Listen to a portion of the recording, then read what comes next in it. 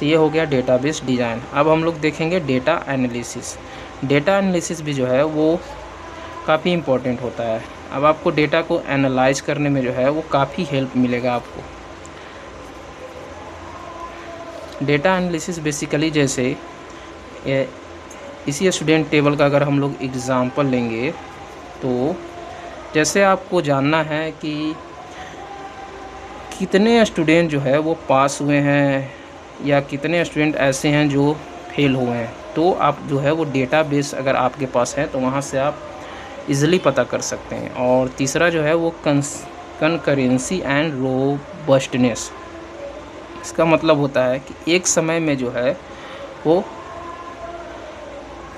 कई लोग उस डेटा को यूज कर सकते हैं और उस डेटा को जो है वो सुरक्षित यूज रख भी सकते हैं। मतलब एक टाइम में जो है वो बहुत सारा डेटा को कई तरीक़ों से हम लोग यूज कर सकते हैं। जैसे एक बैंक है, ठीक है, एक बैंक में जो है वो हज़ारों लोग जो है वो आते हैं किस अपने अपने डिफरेंट वर्क से रिलेटेड।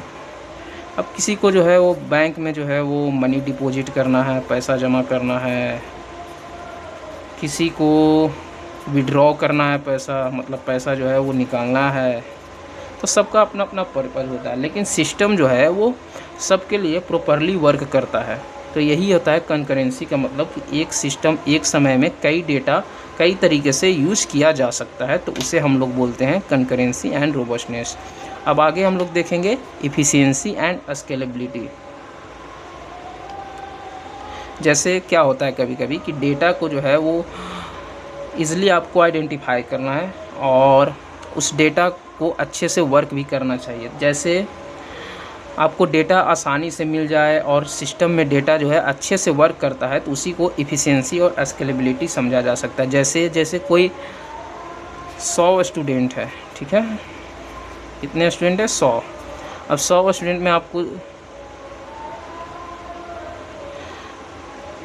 अब डेटा जो है वो कभी 100 स्टूडेंट का भी हो सकता है, कभी जो है वो 1000 स्टूडेंट्स का भी हो सकता है।